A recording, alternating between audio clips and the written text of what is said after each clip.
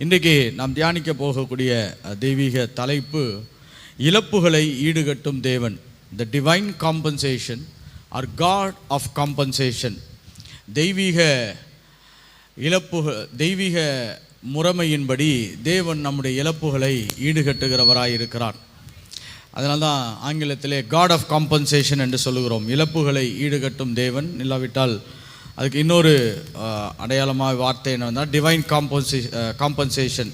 தேவன் நம்முடைய இழப்புகளை பல நிலைகளிலே நமக்கு அதை சரி செய்து கொடுக்கிறவராய் இருக்கிறார். நஷ்டத்தை சரி கட்டுதல் என்று சொல்லி இன்னொரு மொழியாக்கமும் அதற்கு கொடுக்கப்படுகிறது. ஆனால் நல்ல வேதாகம மொழியாக்கத்திலே நம்ம எப்படி பார்க்கலாம், இழப்புகளை ஈடுகட்டும் தேவன். என்னோடு கூட யோவேல் 2ஆம் அதிகாரம் 25ஆம் வசனத்தை முதலாவது வாசிக்கலாம். அதனோடு கூட சேர்ந்து சில வசனங்களை நாம் தொடர்ந்து வாசிக்க போகிறோம். யோவேல் 2ஆம் அதிகாரம் 25வது வசனம். நான் உங்களிடத்தில் அனுப்பின என் பெரிய சேனையாகிய வெட்டுக்கிளிகளும் பச்சை கிளிகளும் முசுக்கட்டை பூச்சிகளும் பச்சை புழுக்களும் பட்சித்த வருஷங்களின் விளைவை உங்களுக்கு திரும்ப அளிப்பேன். இங்கு தேவன் ஒரு மாபெரும் அற்புதமான வார்த்தையை சொல்லி இந்த இஸ்ரவேல் ஜனங்களுடைய இருதயத்தை கர்த்தர் பலப்படுத்துகிறார். நீங்கள் இழந்திருக்கிறீர்கள் அநேக காரியங்கள், சில சம்பவங்களினால, சில சூழ்நிலைகளால் நீங்கள் இழந்திருக்க முடியும். ஏனென்றால் அவர்கள் ஒரு விவசாய துறையிலிருந்து பார்க்கும் பொழுது இந்த பூச்சிகள் புழுக்கள் எல்லாம் வந்து உங்களுடைய உழைப்புகள், உங்களுடைய பெரிய முயற்சிகளை எல்லாம் அது வீணடித்திருக்கலாம். அதனால் நீங்கள் நஷ்டத்துக்குள்ளாக கடந்து போயிருக்க முடியும் என்பதை தேவன் அறிந்தவராய் சொல்லுகிறார். இப்படிப்பட்ட இழப்புகள் மத்தியிலே, இப்படிப்பட்ட நஷ்டங்கள் மத்தியிலே தேவன் அதை திரும்பவும் உங்களுக்கு தருவேன் என்று சொல்லுகிறார். இப்போ ஒரு அற்புதமான நிகழ்வுகளை நாம் இங்கே புரிந்து கொள்ளலாம். இழப்புகளிலே தேவன் அமைதியாக இருப்பதில்லை. தேவன் மனிதனுடைய இழப்புகள், தேவனை சார்ந்தவர்கள் இழக்கும் பொழுது அவர்களுக்காக தேவன் இறங்கி வந்து தன்னுடைய திட்டத்தையும் தீர்மானத்தையும் தன்னுடைய நினைவுகளையும் அவர் நிறைவேற்றுகிறவராயிருக்கிறார். அதனால்தான் இந்த வசனம் நம்மளுக்கு அடிப்படையான வசனமாக வேதத்தில் வாசிக்கிறோம். இன்னொரு வசனத்தை 1 பேதுரு 5ஆம் அதிகாரம் 10ஆம் வசனத்திலிருந்து வாசிக்க போகிறோம். 1 பேதுரு 5ஆம் அதிகாரம் 10ஆம் வசனம். கிறிஸ்து இயேசுவுக்குள் நம்மை தமது நித்திய மகிமைக்கு அழைத்தவராயிருக்கிற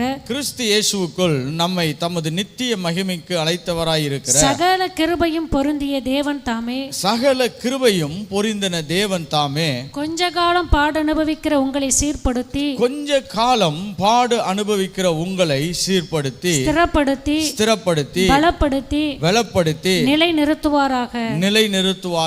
இந்த வசனத்தை நான் ஆங்கிலத்திலே வாசிக்க விரும்புகிறேன். But the God of all grace, who has called us into his eternal glory by Christ Jesus, after that we have suffered a while, make you perfect, stabilize and strengthen you and settle you. இங்கே வேதத்திலே தேவன் கொஞ்ச காலம் பாடு அனுபவிக்கிற உங்களை அப்படின்னு சொல்லி தேவன் சொல்லுகிறார். ஆனால் இந்த பூமியிலே பாடுகள், ஒரு சில கஷ்டமான சூழ்நிலைகள், நஷ்டங்கள், இழப்புகள், இவைகள் எல்லாம் இருக்கக்கூடும் என்பதை தேவன் நமக்கு இந்த இடத்திலே காண்பிக்கிறவராய் இருக்கிறார். அதனால தான் கிறிஸ்துவ வாழ்க்கை என்பது நாம் வெற்றி பெறுகிற வாழ்க்கையாகவே பேசப்படுகிறதே ஒழிய தோல்வி இல்லாத வாழ்க்கை என்று சொல்லப்படவில்லை. நாம் சில தோல்விகளுக்குள்ளாக போகலாம், சில நஷ்டங்களுக்குள்ளாக கடந்து செல்லலாம், சில இழப்புகளுக்குள்ளாக போகலாம். இதெல்லாம் வேதாகமும் நம்மளுக்கு சுருக்கி இப்படியாக சொல்லுகிறது, கொஞ்ச காலம் பாடு அனுபவிக்கிற உங்களை. அப்படி என்றால் he suffers a little while. பாடுகள் நிரந்தரமானவைகள் அல்ல. பக்கத்தில் பார்த்து சொல்லுங்க, பாடுகள் நிரந்தரமானவைகள் அல்ல. ஹல்லேலூயா. அது கொஞ்ச நாள் அது கடந்து வருகிறது, கொஞ்ச நாட்கள் அது நம்மோடு கூட ரொம்ப நெருக்கமாக இருக்குது. ஆனால் அதுவே அதனுடைய நிரந்தரமான முடிவாக தேவன் வைக்கவில்லை. அப்படிப்பட்ட ஜனங்களுக்கு தேவன் எப்படிப்பட்ட வார்த்தையை சொல்லுகிறார் பாருங்க. பாடு அனுபவிக்கிற உங்களை சீர்படுத்தி, அப்படி என்றால் உங்களை எதெல்லாம் பெஸ்ட்டாக மாற்றணுமோ அந்த நிலைக்கு நான் மாற்றி, ஹல்லேலூயா. ஆங்கிலத்தில் சொன்னேன்னா பர்ஃபெக்ட் அப்படின்னு இருக்குது. எது பூரணமாய் செயல்படுமோ அந்த இடத்துக்கு தேவன் மாற்ற விரும்புகிறார். எத்தனை பேர் விசுவாசிக்கிறீங்க? இழப்புகள் ஒரு பக்கம் இருந்தாலும் அதற்கு பின்பாக தேவன் செய்ய விரும்புகிறது என்னவென்று சொன்னால் அதை பர்ஃபெக்டாக்க விரும்புகிறார், அதை பூரணப்படுத்த விரும்புகிறார். அதில் தமிழில் சீர்படுத்துகிறது என்று சொல்லப்படுகிறது. நல்ல மொழியாக்கம்தான். ஏன்னா சீர்குலைந்த நிலைமையிலிருந்து அது சரியான நிலைமைக்கு மாற்றப்படுவதை பேசுகிறது. அடுத்தது பார்த்தீங்கன்னா ஸ்டெபிளைஸ் அப்படி என்று சொல்லி ஆங்கிலத்தில் சொல்லப்படுகிறது. தமிழில் ஸ்திரப்படுத்தி, அப்படி என்றால் ஒரு நிலைவரமற்ற நிலைகளை தேவன் நிலைவரப்படுத்துகிறவராய் இருக்கிறார். ஹல்லேலூயா. பாருங்க, இழப்புகள் எப்பயுமே நம்முடைய வாழ்க்கையிலே சில நிலைவரமற்ற சூழ்நிலைகளை ஏற்படுத்துகிறது. மனதளவிலே நாம் பாதிக்கப்பட்டு சில துன்பகரமான நிகழ்வுகளை நம்முடைய மன அழுத்தத்துக்கு நாம் உட்படும் பொழுது நாம் ஸ்டெபிளைஸ்டாக இருக்க மாட்டோம். சில டைம் நல்லா இருப்போம், சில டைம் சந்தோஷமாக இருப்போம், சில டைம் சோகமாக இருப்போம். இப்படி ஒரு பெரிய நிலைவரமற்ற நிலைகளுக்குள்ளாக கடந்து செல்ல முடியும். மூன்றாவதாக தேவன் சொல்லுகிறார் டு ஸ்ட்ரென்தன் யூ. அப்படி என்றால் சில இழப்புகள் நம்மளை பலவீனப்படுத்துகிறது. அந்த இடத்திலே தேவன் தன் பலனை வைத்து அதனை பூரணப்படுத்த விரும்புகிறார். கடைசியாய் சொன்னதா ஒரு அற்புதமான ஒரு வார்த்தை பாருங்க. அவர் சொல்றாரு நிலை நிறுத்துவாராக. ஆங்கிலத்தில் பார்த்தீங்கன்னா டு செட்டில் யூ. அப்படி என்று சொன்னால் ஒரு முடிவுக்கு கொண்டு வர விரும்புகிறவராய் இருக்கிறார். பக்கத்தில் பார்த்து சொல்லுங்க, சில காரியங்களை தேவன் முடிவுக்கு கொண்டு வர விரும்புகிறார். To put an appointed end. ஒரு முடிவான இடத்துக்கு தேவன் அதை நகர்த்த விரும்புகிறார்.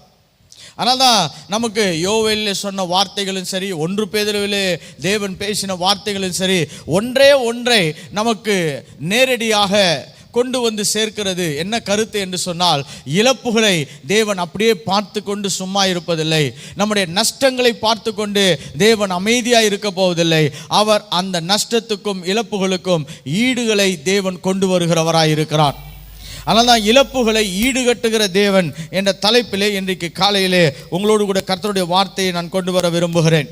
ஸோ ஆங்கிலத்திலே இழப்புகளை ஈடுகட்டுகிறது என்று சொன்னால், தேவனுடைய செயல்களினாலே இழந்தவைகளை தேவன் மறுபடியும் கொண்டு வந்து அது இருக்க வேண்டிய நிலைக்கு கொண்டு வந்து சேர்ப்பது என்று சொல்லலாம்.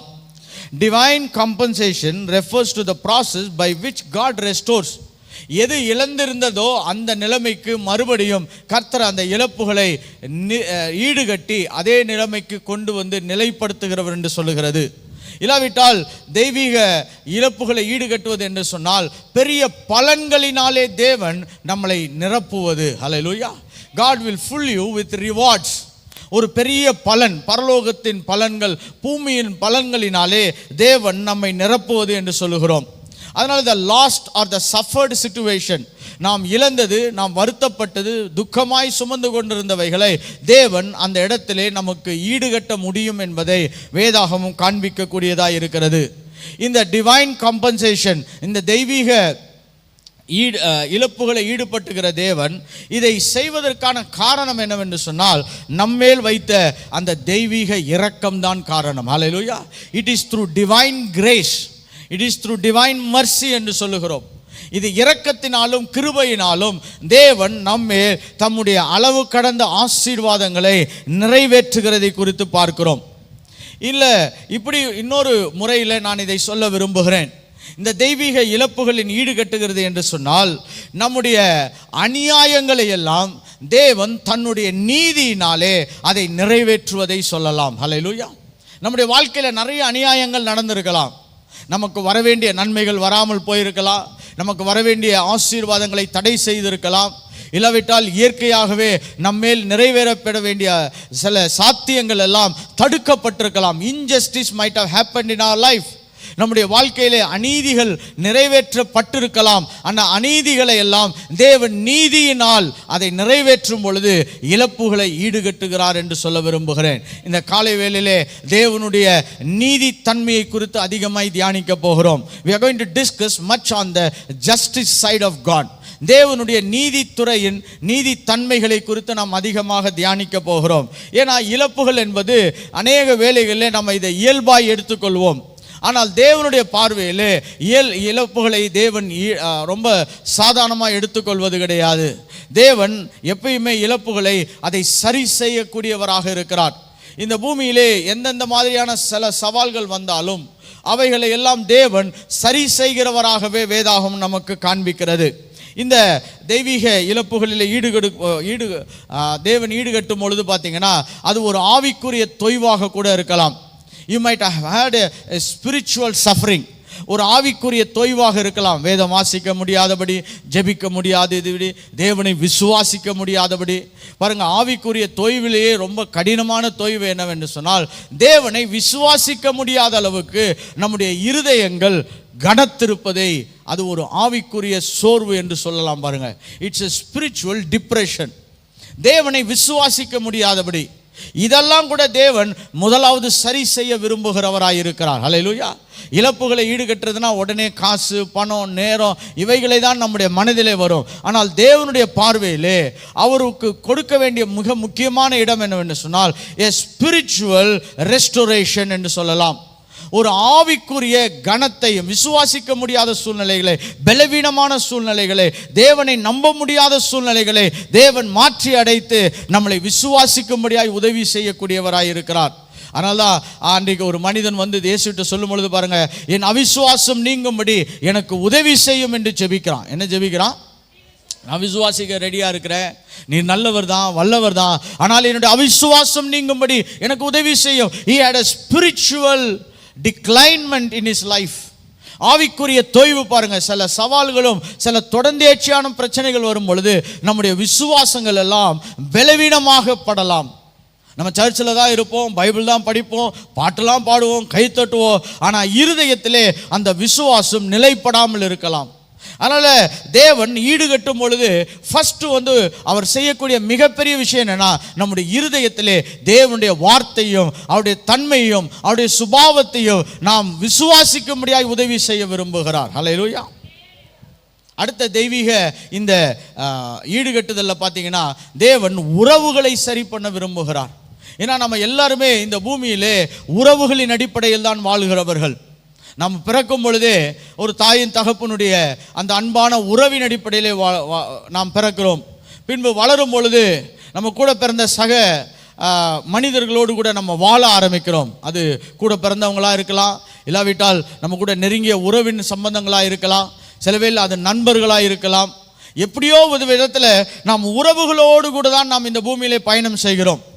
நான் யாரு கூடயும் உறவுலேயே இல்லைன்னு சொன்னோன்னா இது வந்து ஒரு ஏற்றுக்கொள்ள முடியாத ஒரு கூற்றாக இருக்கும்.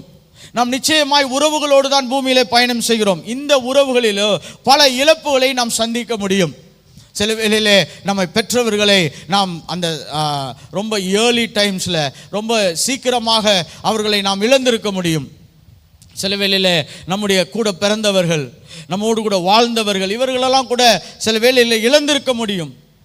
இதெல்லாம் வந்து ரிலேஷன்ஷிப்ஸில் ஏற்படக்கூடிய இழப்புகள் என்று சொல்லலாம். சில வேளையில் நல்ல ஃப்ரெண்ட்ஸாக இருந்தவங்க திடீர்னு உறவுகளெல்லாம் கட் பண்ணிவிட்டு இனிமேல் நான் உன்னை பார்க்க மாட்டேன் என்று கூட போயிருக்கலாம். ஒரு சிலர் பாருங்கள், நம்ம கூட நல்லா வளர்ந்துட்டு பின்பாக நமக்கு ஏதோ ஒரு தீமை செய்துவிட்டு நம்மோடு கூட அவர்கள் பழகாதபடி தூர போயிருக்கலாம். இழப்பு என்று சொல்லலாம். பாருங்கள், அடுத்தது நடக்கக்கூடிய சம்பவங்கள் என்னென்னா, நம்முடைய லைஃப்பில் நம்முடைய பொருட்களை நாம் இழக்க முடியும். நம்முடைய கடின உழைப்புகளினால நாம் சேர்த்த சில ஆசீர்வாதங்களை நாம் இழக்க முடியும். we may lose some of the hard earned rewards in life. சில வேளை நிறைய கஷ்டப்பட்டு நீங்கள் சம்பாதிச்சு எடுத்துகிட்டு வந்தால் அது திடீர்னு ஏதோ ஒரு சம்பவங்களினாலே அது நம்மளை விட்டு தூர போக முடியும். ஸோ பொருட்களை நம்ம இழக்க முடியும். சில பேர் வீடுகளை இழந்திருக்கலாம், சில பேர் நல்ல வாகனங்களை இழந்திருக்கலாம். இன்னொரு இழப்பு என்னவென்று சொன்னால் லாஸ் ஆஃப் டைம், நேரங்களை இழந்திருக்கலாம். பாருங்கள், இழப்பிலேயே ரொம்ப அதிகமான தாக்கத்தை ஏற்படுத்துவது என்னன்னு பார்த்தீங்கன்னா நேரங்களை இழப்பது. ஏன்னா குறிப்பிட்ட காலங்களிலே நாம் செய்ய வேண்டியவைகளை செய்யாதபடி, குறிப்பிட்ட பருவ காலங்களிலே நம்ம சீசன்ஸ்ன்னு சொல்கிறோம் பாருங்கள், அந்தந்த சீசனில் செய்ய முடியாததை பிசாசானவனோ இல்லாவிட்டால் நமக்கு நயவஞ்சனமாக சில மக்களோ ஏதோ ஒரு விதத்திலே நமக்கு சில இழப்புகளை ஏற்படுத்தி இருக்கலாம். அதனால் லாஸ் ஆஃப் டைம். இன்னொரு இழப்பு என்னவென்று சொன்னால் வாக்குத்தத்தம் பண்ணின சில காரியங்களை மக்கள் நிறைவேற்றாமல் இருந்திருக்கலாம். people might have promised you something. ஒரு சில வைகளை நான் உன் கூட இருக்கிறேன், கடைசி வரைக்கும் நான் உனக்கு உதவி செய்வேன், நீ எங்கே போனாலும் நான் உங்க கூட வருவேன், இப்படியெல்லாம் சில வார்த்தைகளை சொல்லி நம்மளை ஆரோக்கியமான பலப்படுத்தி இருந்தாலும் ஒரு காலகட்டங்களில் அவர்கள் நம்மளை விட்டு என்ன பண்ணியிருக்கலாம், நகர்ந்து போயிருக்கலாம், அவர்கள் நம்மளை விட்டு தூரம் போய் இருந்திருக்கலாம். So there is a loss of promise. வாக்கு தத்தங்களின் இழப்புகள்னு கூட இருக்குது. சில பேர் சொல்லியிருக்காங்க, நீங்கள் நில்லுங்க, நாங்கள் உங்களுக்கு சப்போர்ட் பண்ணுறோம், நாங்கள் உங்களுக்கு ஹெல்ப் பண்ணுறோன்னு சொல்லி சில வார்த்தைகளினாலே நம்மளை அவர்கள் தூண்டி இருப்பார்கள். நம்ம அதை நம்பி நிறைய வேலைகளை செய்த பிறகு அந்த வாக்கு தத்தங்களும் இழக்கப்பட்டிருக்கலாம். ஸோ இழப்புகள் என்பது பல கோணங்களிலே நான் அதை சொல்லி இருக்கிறேன். ஆனால் இந்த இழப்புகளை எல்லாவற்றையும் சரி செய்யக்கூடிய ஒரே ஒரு தேவன் நம் தேவன். ஹல்லேலூயா. அது எந்த பக்கத்தில் இருந்தாலும் சரி, அது எந்த சூழ்நிலையில் இருந்தாலும் சரி, அது எந்த கட்டத்தில் இருந்தாலும் சரி. சில இழப்புகளுக்கெல்லாம் சொல்லுவோம், இதெல்லாம் ஆரம்ப கட்டத்திலே இருந்தால் கூட கர்த்தர் ஏதாவது உதவி செய்திருப்பார். இன்றைக்கு காலை வேளையிலே தேவன் தீர்க்க தரிசனமாய் நம்மளை பலப்படுத்த விரும்புகிறார். அது எந்த கட்டத்தில் இருந்தாலும், அது ஆரம்ப கட்டத்தில் இருந்தாலும் சரி, அது நடுவான நிலையில் இருந்தாலும் சரி, இல்லை முடிவு கட்டத்துக்கு அது வந்திருந்தாலும் தேவன் இழப்புகளை என்ன பண்ண முடியும், ஈடுகட்ட முடியும். ஏன்னா அது அவருடைய சுபாவம், அது அவருடைய தன்மை, அதை மாற்றவே முடியாது. ஹல்லேலூயா. தேவன் நம்முடைய இழப்புகளை ஈடுகட்டுவதிலிருந்து அவர் தன்னை மாற்றி அமைத்துக் கொள்ளாத தேவன். எத்தனை பேர் விசுவாசிக்கிறீங்க? தட்ஸ் ஹிஸ் நேச்சர், அது அவருடைய சுபாவம். அதனால தான் பாருங்க, தேவனை நம்ம தேடுகிறோம், வசனத்தை வாசிக்கிறோம், பிரசங்கங்களை கேட்கிறோம். ஏன்னா தேவனுடைய நல்ல சுபாவங்களை நம்முடைய வாழ்க்கையிலே நாம் ஏற்றுக்கொண்டு அதை முதலாவது ஏற்றுக்கொள்ள வேண்டும், அக்செப்ட் பண்ணணும். ஒரு நிறைய பிரசங்கங்களை கேட்கும் பொழுது நம்ம அதை அக்செப்ட் பண்ண மாட்டோம், வெறும் கேட்குறவங்களா மட்டும் இருப்போம். அதை இருதயத்தில் இதெல்லாம் எனக்கு வேலை செய்யாது, இதெல்லாம் வேற யாருக்கோ, இதெல்லாம் இப்போ சொன்னால் என்ன அர்த்தம் பாருங்க. பிரசங்கத்தை கேட்பதில் ரொம்ப முக்கியமான இடம் என்னன்னா, அதை கூர்ந்து கவனிப்பது மட்டுமல்ல, அதை இருதயத்தில் ஏற்றுக்கொள்வது. ஏனென்று சொன்னால் அது தேவனுடைய சுபாவத்தின் தன்மைகளில் ஒன்று. ஹல்லேலூயா. The compensation is the nature of God. தேவன் இழப்புகளை ஈடுகட்டுகிற தேவன். சில உதாரணங்களை நான் இன்றைக்கு உங்களுக்கு சொல்ல விரும்புகிறேன். என்னோடு கூட எசேக்கியேல் 29ஆம் அதிகாரம், எசேக்கியேல் 29ஆம் அதிகாரம் 17ஆம் வசனத்திலிருந்து வாசிக்கலாம். இது ஒரு அற்புதமான பேசேஜ். இது தேவன் இழப்புகளை ஈடுகட்டுகிறார் என்பதற்கு நமக்கு ஒரு சிறந்த எடுத்துக்காட்டான வேதாகம சொற்கள் என்று நான் சொல்ல விரும்புகிறேன். எசேக்கியேல் 29:17ஆம் வசனத்தில், 27ஆம் வருஷம் 1ஆம் மாதம் 1ஆம் தேதியிலே, 27வது வருஷம் 1ஆம் மாதம் 1ஆம் தேதியிலே கர்த்தருடைய வார்த்தை எனக்கு உண்டாகி, கர்த்தருடைய வார்த்தை எனக்கு உண்டாகி, அவர் மனுபுத்திரனே, பாபிலோன் ராஜாவாகிய நெபுகாத்நேச்சர் தீருவின் முன்னே தன் சேனையினிடத்தில் கடும் ஊழியம் வாங்கினான். நெபுகாத்நேச்சர் தீருவின் முன்னே தான் சேனைகளிடத்தில் கடும் ஊழியம் வாங்கினான். ஒவ்வொரு தலையும் மொட்டையாயிற்று, ஒவ்வொரு தோள்பட்டையின் தோலும் உரிந்து போயிற்று. ஆனாலும் அவன் தீருவுக்கு விரோதமாக செய்த ஊழியத்தினாலே, அவனுக்காவது அவன் சேனைக்காவது கூலி கிடைக்கவில்லை. பாருங்க, இது ஒரு அற்புதமான பைபிள் பேசேஜ். ஏன்னா இந்த நேபுகாத்நேச்சர், பாபிலோனின் ராஜா, ஒரு ரட்சிக்கப்பட்டவன் கிடையாது. அவன் ஒரு புற தேசத்தின் ராஜா. ஆனால் தேவனால் இயக்கப்பட்டான். அவன் he was energized by God. தேவன் ஒரு செயலை செய்வதற்கு அவன் இருதயத்திலே தூண்டினார். அவன் அதை போய் என்ன பண்றானா, தீருவின் பட்டணத்தை அவன் முற்றுகை செய்கிறான். வரலாறு தான் சொல்லுகிறது. தீருவின் பட்டணத்தை அவன் முற்றுகை செய்கிறான். அந்த முற்றுகை செய்து ரொம்ப நாட்கள் அந்த இடத்திலே அவன் தங்கியிருந்த நிமித்தமாக அவன் இராணுவ சேனாதிபதிகள் எல்லாம் பயங்கரமான இழப்புகளை சந்திக்கிறார்கள். அந்த எத்தனை வருஷம் அவன் அந்த இடத்தை முற்றுகை செய்தான் பார்த்தீங்கன்னா, 13 வருஷம் முற்றுகை செய்திருக்கிறான். தீருவின் பட்டணத்தை பாபிலோனின் ராஜா நெபுகாத்நேச்சார் 13 வருஷம் முற்றுகை செய்திருக்கிறான். அதனால தான் வேதம் சொல்லுகிறது, அங்கே நிறைய பேருக்கு தோள்பட்டை உரிந்தது, மொட்டையானார்கள், எல்லாம் செய்தாங்க. ஆனால் கடைசியில் அவனுக்கு என்ன கிடைக்கல, கூலி கிடைக்கவில்லை. அவனுக்கு என்ன கிடைக்கல, கூலி கிடைக்கவில்லை. பாருங்க, தேவன் எவ்வளவு துல்லியமாய் இந்த தேசத்தில் நடக்கிறதை தேவன் பார்த்து கொண்டிருக்கிறார் என்று பாருங்கள். ஏன்னா அது தேவனால் இயக்கப்பட்ட ஒரு திட்டம். It is God initiated program. ஆனால் வேறொரு ராஜாவை வைத்து தேவன் அதை நிறைவேற்றுகிறார். தீருவுக்கு விரோதமாக அவனை அனுப்பி அவனை செயல்படுத்த விரும்புகிறார். ஆனால் தீருவிலே சில சம்பவங்கள்லாம் கைமாறாக மாறி இங்கே பாபிலோனின் ராஜா ஒரு பெரிய தோல்வியை சந்திக்கிறான். அந்த தோல்வியை சந்தித்த உடனே கர்த்தர் பரவாயில்ல, நான் அனுப்பினேன், அவன் தோத்து போயிட்டான் அப்படின்னு சொல்லி தேவன் அவனை விடவில்லை. அவனுக்கு பதில் என்ன செய்கிறார் என்பதை தொடர்ந்து அடுத்த வசனங்களிலே வாசிக்கலாம் பாருங்க. ஆகையால் கர்த்தராகிய ஆண்டவர் சொல்லுகிறது என்னவென்றால் இதோ நான் பாபிலோன் ராஜாவாகிய நேபுகாத்நேச்சாருக்கு எகிப்து தேசத்தை கொடுக்கிறேன். அதான் பாருங்க, இழப்புகளை தேவன் ஈடுகட்டுகிற தேவன். ஹல்லேலூயா. நீ என்னுடைய வேலையை நான் சொன்ன மாதிரி நீ போய் செய்த, அதுல உனக்கு சில சம்பவங்கள் உனக்கு ஈடேறாமல் போய்விட்டது, நிறைவேறாமல் போய்விட்டது, சில நஷ்டங்களை சந்தித்து விட்டாய். பாருங்க, ஒரு சில வேளைகளில் நாம் தேவனை விசுவாசித்து நம்முடைய குடும்பத்தெல்லாம் பகைச்சு தேவன் பக்கமாய் வரும் பொழுது பாருங்க, சில இழப்புகளை நாம் பூமியில் சந்திக்கிறோம், சில உறவுகளை நாம் இழக்கிறோம், சில ஆஸ்திகளையும் ஐஸ்வர்யங்களையும் இழக்கிறோம், சில சந்தோஷமான நிகழ்வுகளை நாம் இழக்கிறோம். ஆனால் கர்த்தர் இதை பரலோகத்திலிருந்து உற்று பார்த்து கொண்டிருக்கிறார். ஏனென்றால் தேவனுக்கென்று கீழ்ப்படிந்து வாழுகிறவன் இழப்பதை எதையுமே தேவன் ஏற்றுக்கொள்வது கிடையாது. அதை தேவன் தூரத்திலிருந்து பார்க்கிறார். பாருங்க, பார்த்துட்டு சொல்றாரு, இவனுக்கு நான் எகிப்தை கொடுக்கிறேன். என்ன கொடுக்கிறேன்? எகிப்தை கொடுக்கிறேன். தொடர்ந்து அந்த வசனங்களை வாசிக்கலாம் பாருங்க. அவன் அதன் ஏராளமான ஜனத்தை சிறைப்பிடித்து அதன் ஆஸ்தியை சூறையாடி அதன் கொள்ளை பொருளை எடுத்துக்கொள்ள. இப்ப சொல்றாரு, அங்க போய் ஒரு தோல்வியை சந்திச்சான், ஆனா இங்கே அவன் எல்லாவற்றையும் சுதந்திரித்துக் கொள்ளுவான். This is something in the nature of God. இது தேவனுடைய சுபாவத்தில், அவருடைய தன்மையில் அது தங்கி இருக்கக்கூடியவைகள். அதன் கொள்ளை பொருட்களை எடுத்துக்கொள்வான். இது அவனுடைய சேனைக்கு கூலியாய் இருக்கும். இது யார் டிக்ளேர் பண்றா? கர்த்தர் டிக்ளேர் பண்றார். பாருங்க, வேதாகமத்தில் எதற்கு நாம் வேதத்தை தியானிக்க வேண்டும் என்று சொன்னால் நம்முடைய விசுவாசத்தை பலப்படுத்த. ஹல்லேலூயா. அதனால தான் இரவும் பகலும் அவர் வேதத்தில் தியானமாய் இருக்கிற மனுஷன் எதனால அவன் பாக்கியவானா? அவன் தேவனை சரியாய் புரிந்து கொள்வான், தேவனை சரியாய் விசுவாசிக்க ஆரம்பிப்பான்.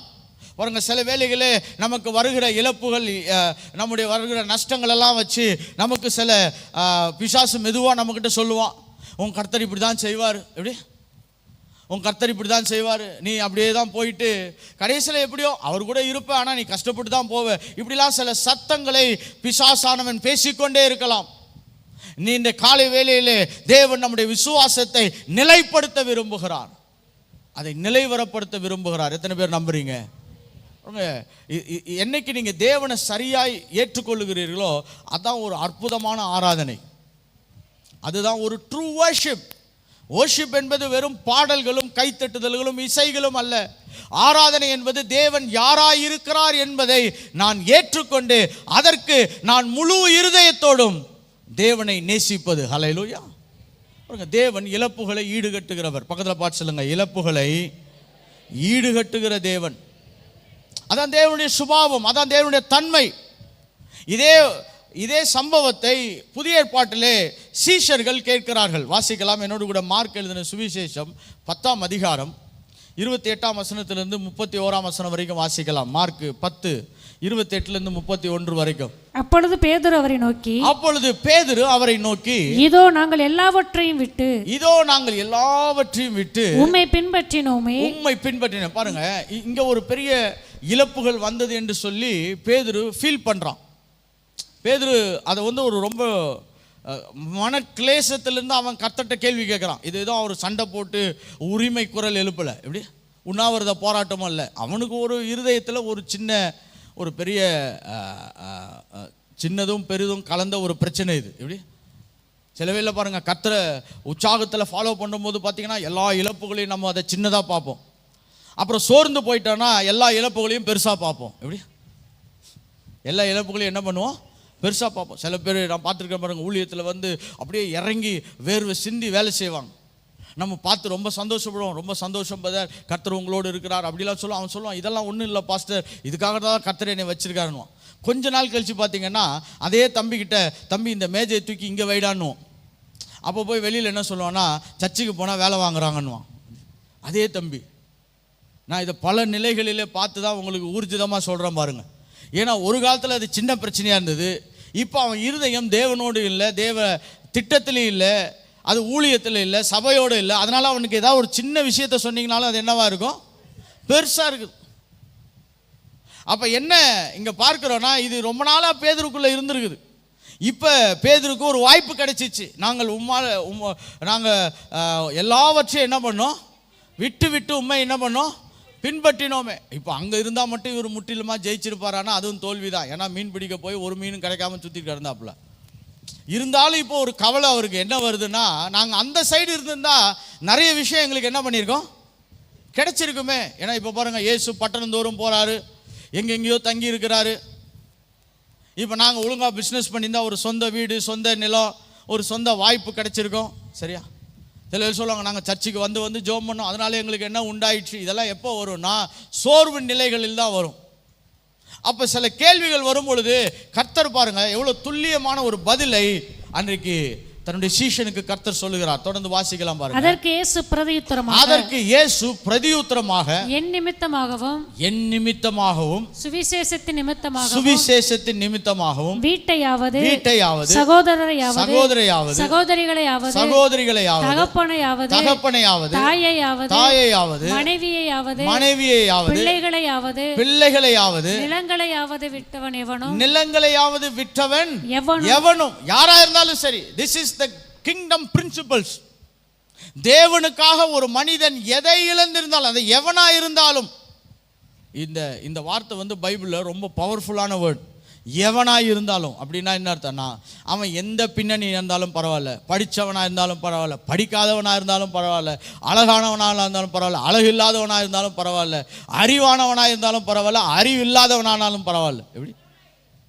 எவனாகிலும். பக்கத்தில் பார்த்து சொல்லுங்கள், எவனாகிலும். இந்த லிஸ்ட்டில் நம்மெல்லாம் வந்துடுவோம். அதுக்காக கர்த்தருக்கு ஸ்தோத்திரம். ஹல்லேலூயா. எவனாகிலும். That means anybody can lose something.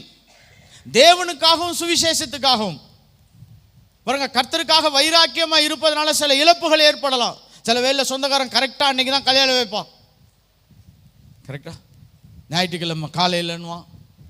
இந்த மாதிரி தேவனோடு கூட இழைப்படுகிற நேரத்துக்கு சில சவால்களை மக்கள் கொண்டு வருவார்கள். அதை வேணும்னே சில பேர் வைப்பாங்க. செக் பண்ணுவோம், நம்ம முக்கியமா இல்லை கடவுள் ரொம்ப முக்கியமாக இருக்குன்னு. ஆனால் வேதம் சொல்லுகிறது பாருங்க, தனக்காக எதையாவது இழந்த பொழுது அதுக்கு தேவன் என்ன மறு உத்தரவு கொடுக்கிறார் பாருங்க.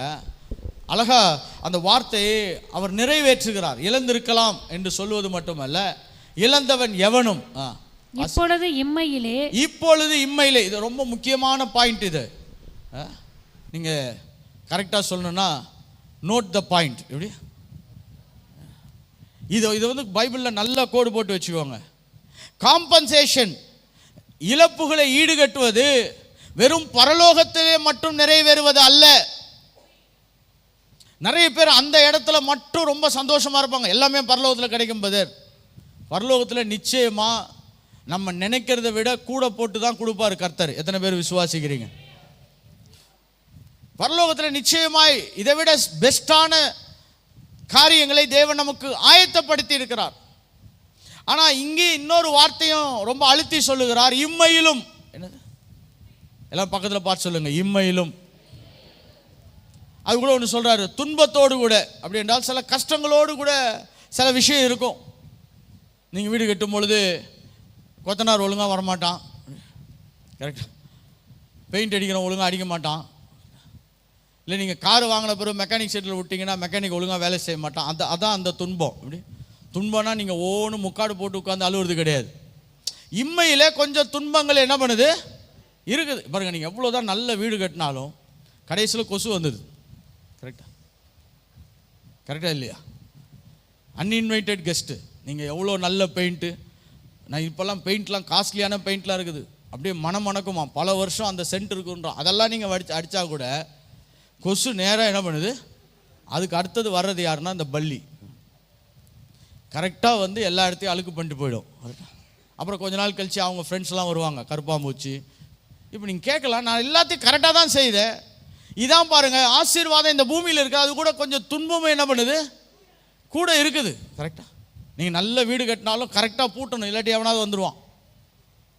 அப்போ வேதம் என்ன சொல்லுதுன்னா, இம்மையிலே துன்பங்களோடு கூட 100 எத்தனையாக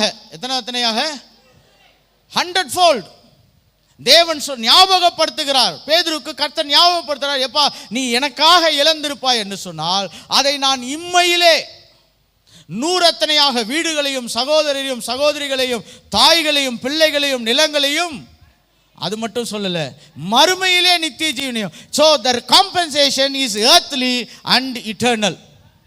அது பூமிக்குரியதாகவும் இருக்கிறது, அவை பரலோகத்துக்குரியதாகவும் இருக்கிறது.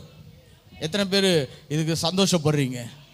பாருங்க, நீங்க தேவனை பின்பற்றும் பொழுது, தேவனை மனப்பூர்வமாய் நீங்கள் நேசிக்கும் பொழுது, அன்பு கூறும் பொழுது, உங்கள் முழு இருதயத்தோடு தேவனை அன்பு கூறும் பொழுது, ஹல்லேலூயா, தேவன் சொல்றாரு, இழப்புகளை பார்த்துட்டு நான் என்ன பண்ண மாட்டேன், சும்மா இருக்க மாட்டேன், அவைகளை நான் திருப்திப்படுத்துகிறவனாகவே இருக்கிறேன்.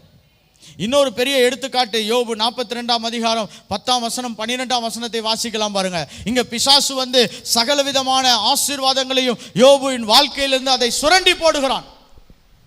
ஆனா கர்த்தர் 42 அதிகாரம் 10 யோபு தன் சிநேகிதனுக்காக வேண்டுதல் செய்தபோது, யோபு தன் சிநேகிதனுக்காக வேண்டுதல் செய்தபோது கர்த்தர் அவன் சிறையிருப்பை மாற்றினார். இவன் எங்கேயோ ஒரு கேஜ்ல போய் மாட்டிக்கிட்ட மாதிரி இருக்கிறான். கரெக்டா? யோபுக்கு முன் இருந்த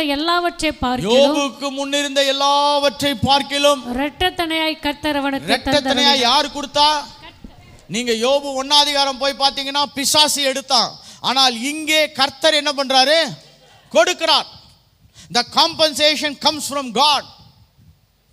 இந்த பூமியில எப்படி இழந்தோம், யார் எடுத்துட்டு போனா, நம்முடைய அறியாமையா இல்லாட்டி நம்முடைய அவசர நிலையா, அதெல்லாம் ஒரு பக்கம், அதெல்லாம் முதல் பக்கம். அப்படி நான் ரொம்ப ஞானம் இல்லாமல் பண்ணிட்டேன் பிரதர், நான் ரொம்ப அவசரப்பட்டு பண்ணிட்டேன், ஓகே, இதெல்லாமே வந்து முதல் பகுதி.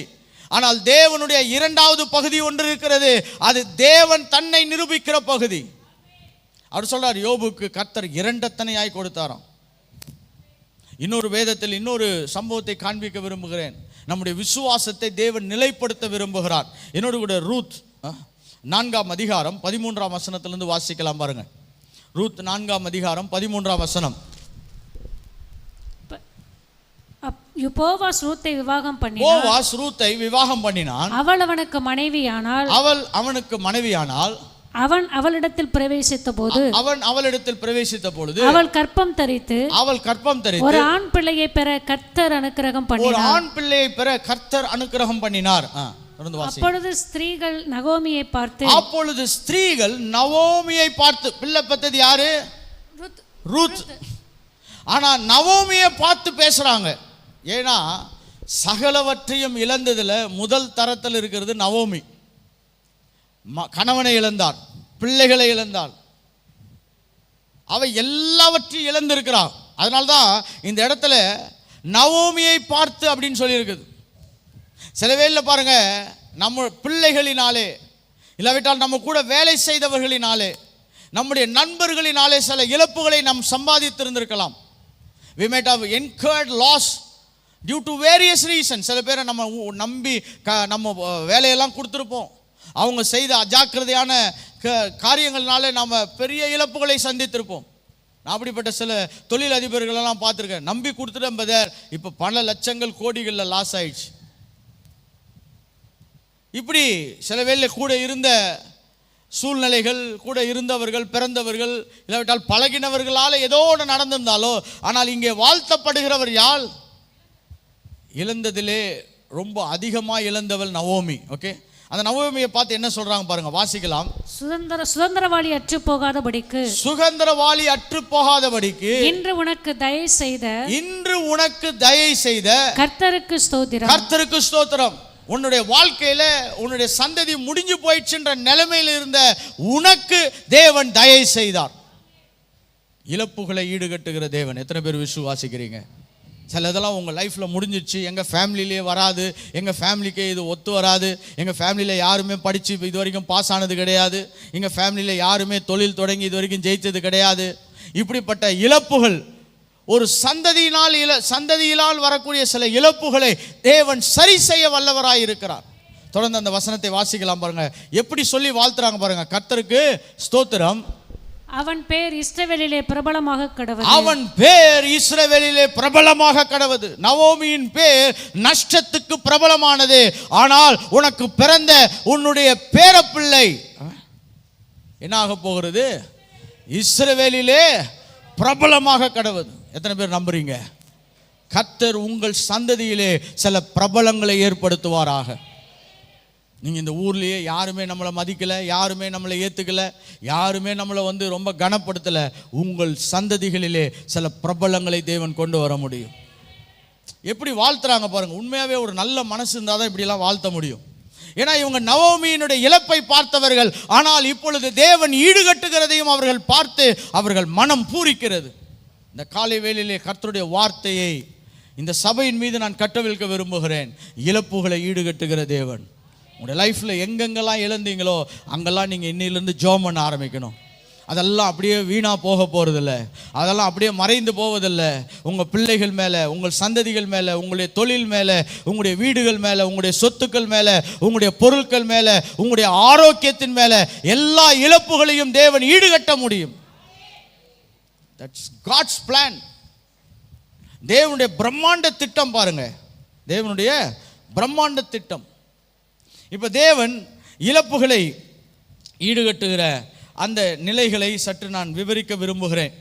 அதில் ரொம்ப சந்தோஷமானது என்னன்னு பார்த்தீங்கன்னா, நம்முடைய துக்கங்களை தேவன் சந்தோஷமாய் மாற்றுகிறார். இந்த power of divine compensation.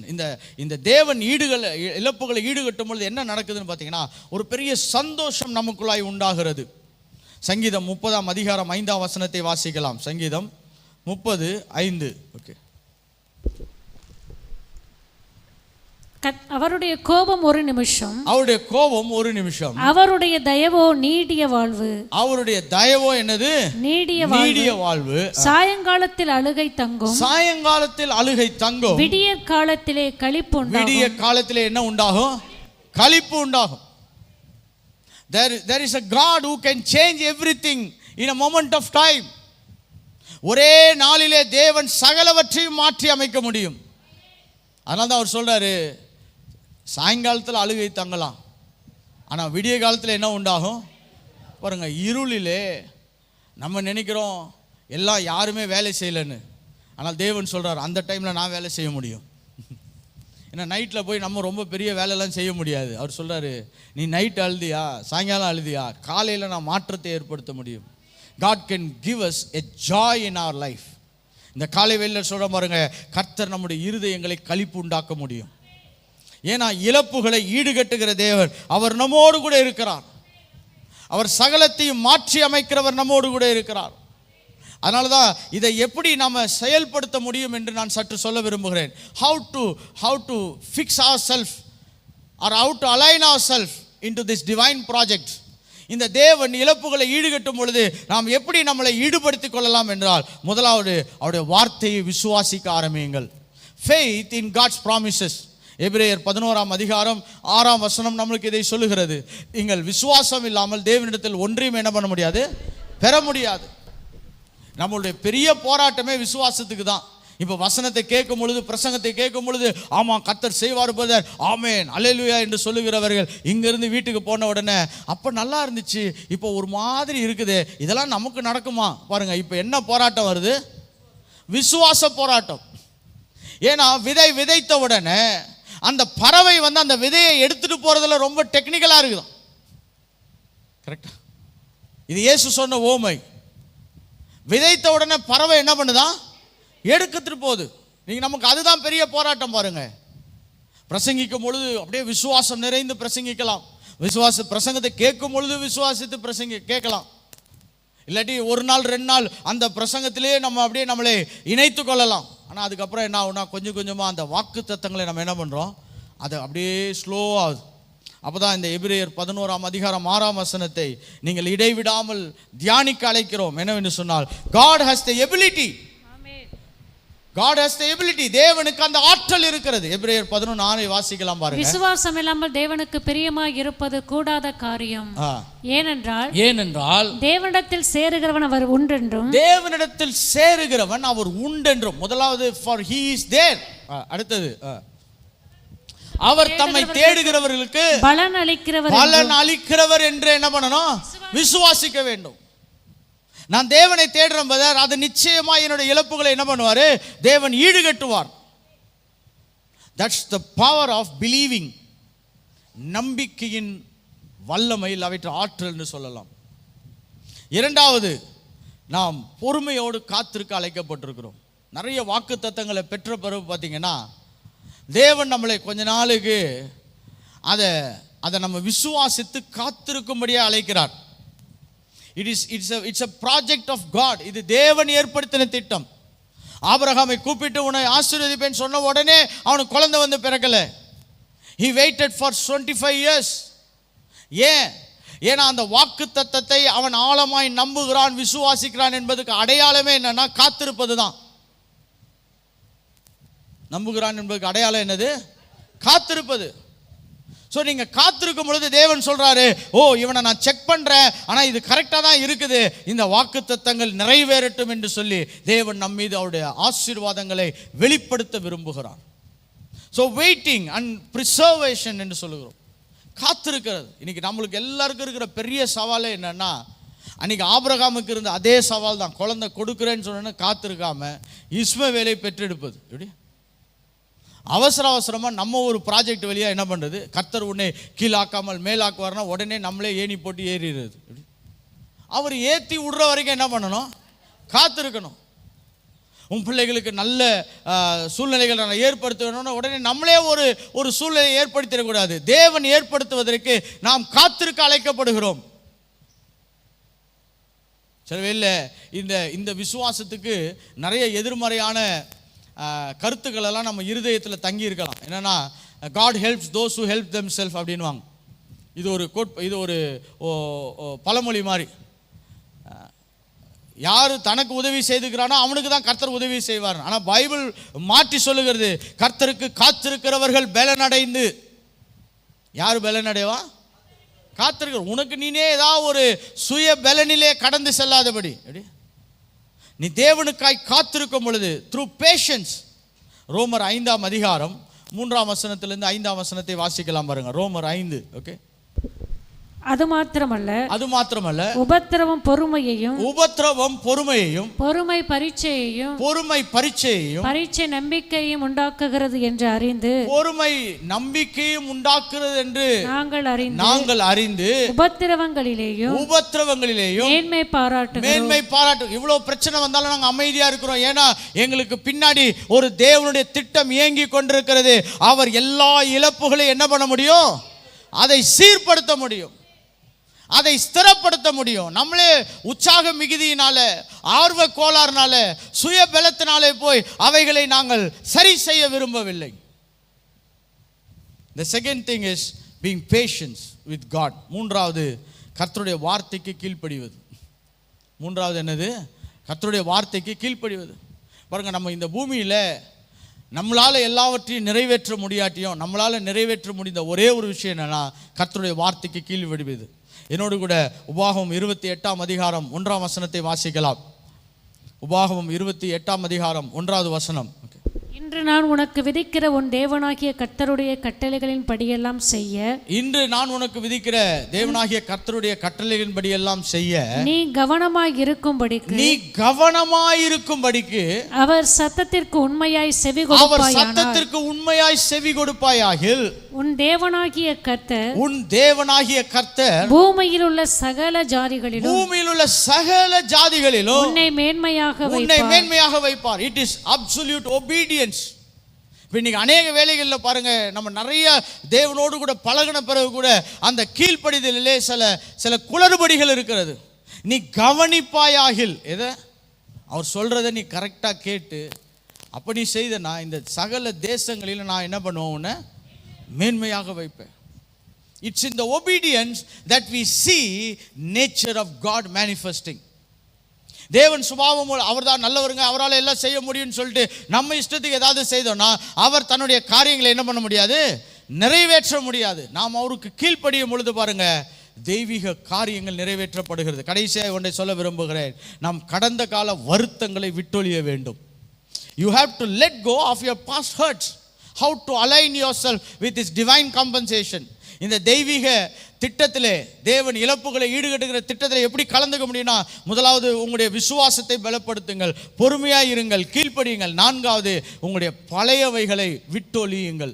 We all carry lot of hurts and wounds. நம்ம எல்லாருக்குமே இருதயத்தில் மிகப்பெரிய காயங்களும் மிகப்பெரிய வேதனைகளும் இருக்கிறது. இது தேவனுடைய திட்டத்துக்கு எதிர்மறையானவைகள். இதை இன்னொரு ஊழியக்காரர் கூட இது என்ன சொல்றாருன்னா, பிசாசுனுடைய தூண்டில் என்று சொல்லுகிறார். பிசாசுனுடைய தூண்டில். ஏன்னா தூண்டில் ரொம்ப சின்னதாக இருக்கும். தூண்டில் எப்படி இருக்கும்? ரொம்ப சின்னதாக இருக்கும். அதனால தான் இந்த பெரிய பெரிய மீனுங்கள்லாம் கூட ஒரு சின்ன புழு, கண்ணுக்கு தெரியாத ஒரு புழுக்கு ஆசைப்பட்டு வாழ்க்கையில் என்ன பண்ணிக்குது, மாட்டிக்குது. இது நல்லா உங்களுக்கு புரியுது பார்த்தீங்களா? அந்த சின்ன விஷயம், காயங்களும் வருத்தங்களும். The past wounds and hurts will never propel you to go to the next dimension. நிறைய காயங்கள் இருக்குது. சில வேளை சொந்தக்காரங்களால் வந்தது, சில வேளை நம்மோடு கூட பலவங்களால் வந்தது, சில வேளை நம்ம நம்பினவர்களால் வந்தது. பாருங்க, சில வேளையில் நம்மளால் எதிரிகளை கூட ஈஸியாக மன்னிச்சிடுவோம். கரெக்டாக எதிரிகளை என்ன பண்ணுவோம், அவன் என் எதிரிப்பா, எப்பயுமே சண்டை போட்டுட்டு தான் இருப்பான், ஆனால் இப்போ வந்து பேசிட்டான் அப்படின்னு சொல்லி என்ன பண்ணிடுவோம், மன்னிச்சிடுவோம். ஆனால் கூடயே இருந்து துரோகம் பண்ணுறான் பாருங்க, அவனை மன்னிக்கிறது ரொம்ப கஷ்டம். எங்கள் தாத்தா ஒருத்தர் அப்படி தான் பாருங்க. ஏன்னா நான் சின்ன வயசில் இருக்கும்போது அவர் சொன்ன வார்த்தை இன்னும் மறக்கவே இல்லை. ஒரு கல்யாணத்துக்கு அவரை கூப்பிட்டு அவர் வரமாட்டேன்றார். ஊரே வந்து கேட்குது, நீங்கள் வாங்க அந்த கல்யாணத்துக்கு. இல்லை நான் வரவே மாட்டேன், நான் செத்தாலும் அவன் என் மூஞ்சில் முழிக்கக்கூடாது. யாருன்னு பார்த்தீங்கன்னா கடைசியில் இவரே கூட இருந்து வளர்த்த ஆள் தான். இதான் துரோகம். இதுக்கு பேர் என்னது? துரோகம். இதை நம்ம சில வேளைகளை நம்முடைய இருதயத்திலே பிசாசு அப்படியே வடுவாக வைத்திருப்பான். We have to let go of our past. என்னோடு கூட எபேசியர் 4ஆம் அதிகாரம் 31ஆம் வசனம் 32ஆம் வசனத்தை வாசிக்கலாம் பாருங்க. எபேசியர் சகல விதமான கசப்பும், சகல விதமான கசப்பும். அப்படின்னா கசப்புல நிறைய இருக்குதுன்னு அர்த்தம். அதனால தான் பவுல் என்ன பண்ணிட்டாருன்னா கசப்புன்னு எழுதலை. எப்படி எழுதினாரு? சகல விதமான கசப்பு. சில கசப்பு மைல்டு கசப்பு, எப்படி சிலது மீடியம், சிலது ரொம்ப ஸ்ட்ராங்கு, சிலது டபுள் ஸ்ட்ராங்கு. எப்படி எத்தனை பேருக்கு புரியுது? சிலர் பார்த்தா பேச மாட்டோம், அவங்க வந்து பேசினா பேசுவோம். எப்படி சிலர் வந்து கட்டி பிடிச்சா கூட நம்ம வேணான்னுவோம். இது மாதிரி பல கசப்புகளில் பல நிலைகள் இருக்குது. அதனால தான் வேதம் சொல்லுது சகல விதமான கசப்புகளையும், கோபமும் மூர்க்கமும் கூக்குரலும் தூஷணமும் மற்ற எந்த துர்க்குணமும் உங்களை விட்டு நீங்க கடவுள். இதெல்லாமே பாஸ்ட். பாருங்க, இதெல்லாம் எங்க ஆரம்பிக்குதுன்னா, இதெல்லாம் சின்ன வயசுல இருந்து ஆரம்பிக்கிறது. இது ஏதோ இன்னைக்கு வந்தது கிடையாது. ஒருத்தர் இன்னைக்கு ரொம்ப கோவப்படுறாருன்னா it is not the problem of today, it is is childhood problem.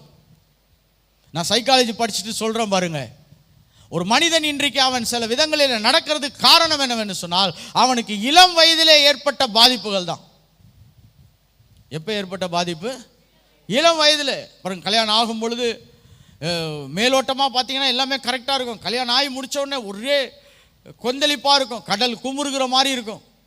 இதெல்லாம் எங்கேருந்து வந்துச்சு? இன்னும் கல்யாணம் ஆகி ஒரு வாரம் தான் ஆயிடுச்சு, அதுக்குள்ளே இவ்வளோ பிரச்சனையானா, இந்த கல்யாணத்துக்கு முன்னாடி அந்த சிறு வயதிலேருந்து வாழ்ந்த அந்த காயங்களும் வேதனைகளும் நம்பிக்கற்ற தன்மைகளும் இன்றைக்கு வெளியரங்கமாகிறது. சந்தேகங்கள் இதெல்லாம் எங்கேருந்து வருதுன்னா சின்ன இடத்துலேருந்து ஸ்டார்ட் ஆகுது. ஆனால் இவைகளெல்லாம் உள்ளே இருக்கும் பொழுது பாருங்க, இந்த தேவனுடைய திட்டத்தை நாம் தடுக்கிறவர்களாய் மாறிவிடுகிறோம். அதனால தான் வேதம் நம்மளுக்கு ரொம்ப தெளிவாக சொல்லுது, விசுவாசியுங்கள், காத்திருங்கள், கீழ்ப்படியுங்கள், பழைய காயங்களை என்ன பண்ணுங்க, விட்டொழிய முயற்சி செய்யுங்கள். ஹல்லேலூயா.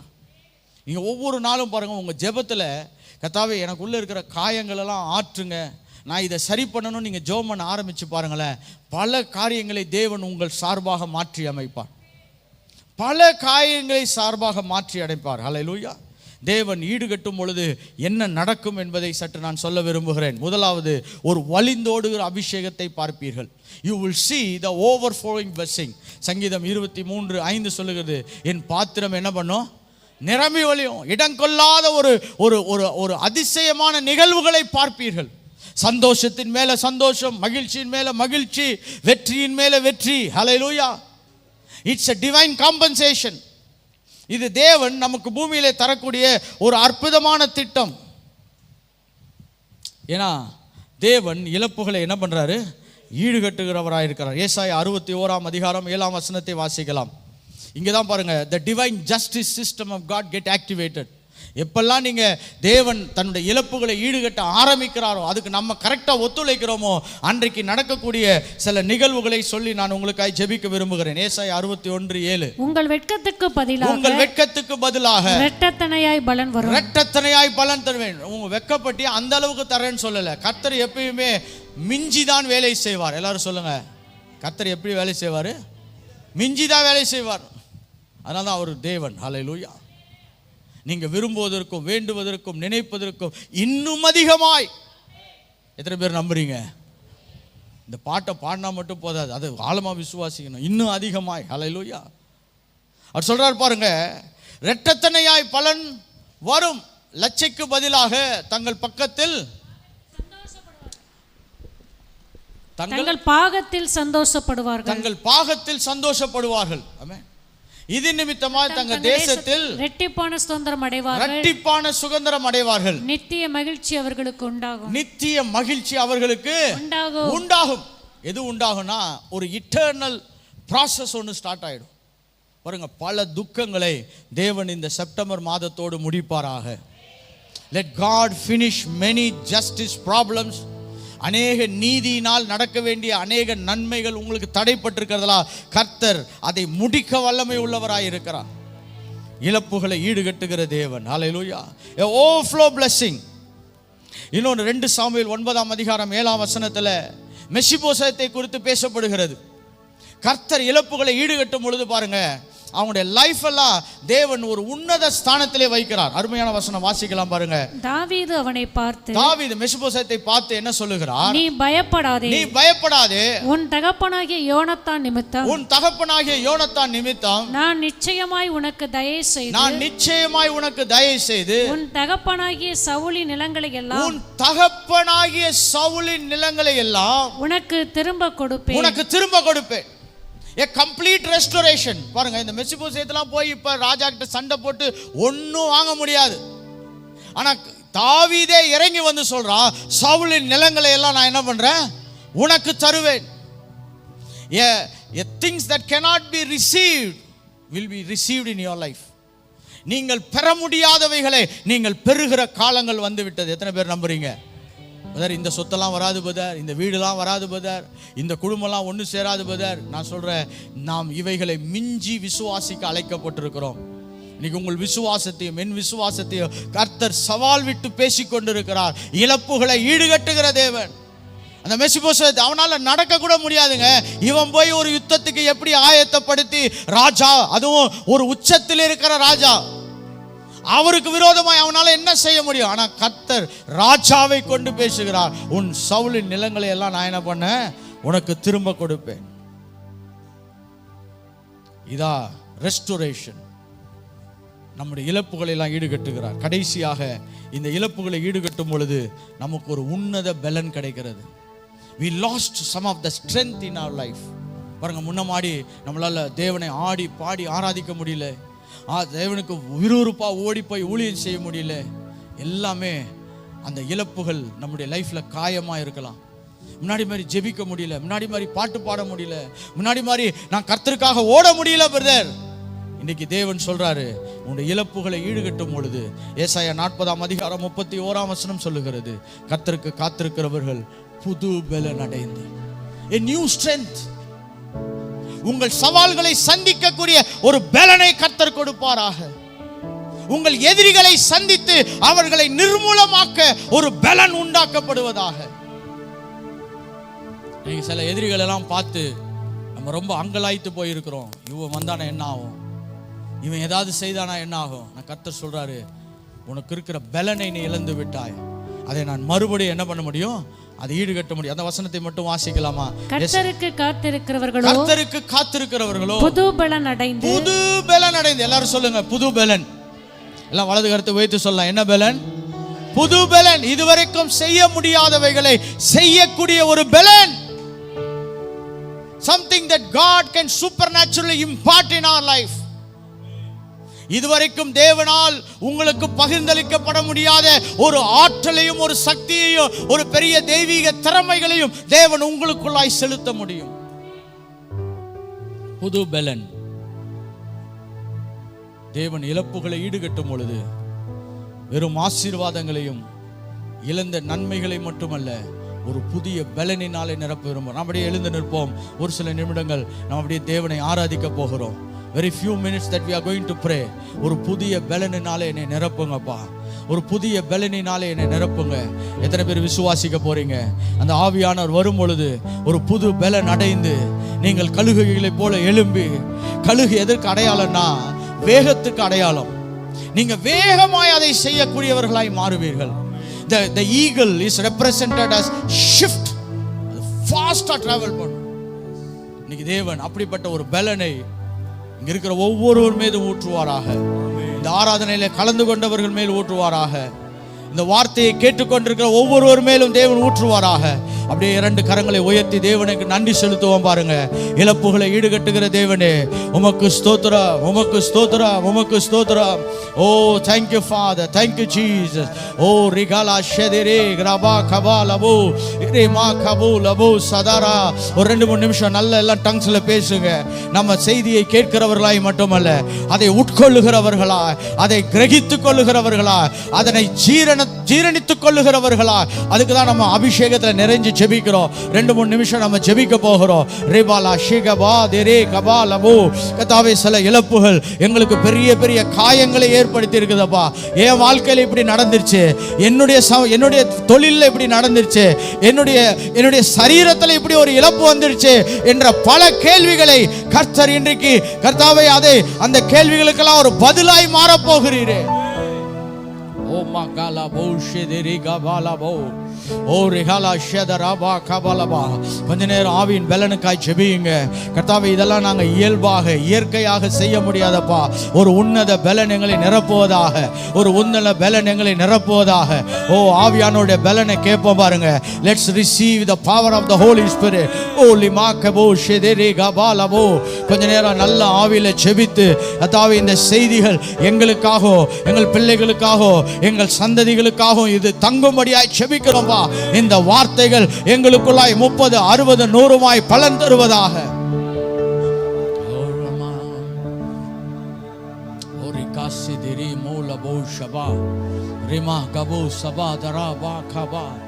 கர்த்தாவே, விசுவாசிக்க முடியாதவரை போராடி கொண்டிருக்கிற எல்லா சத்துருவின் எதிர் வல்லமைகளோ விலகி போகும்படியாய் ஜெபிக்கிறோம்ப்பா. என் லைஃப்ல இதெல்லாம் நடக்குமா?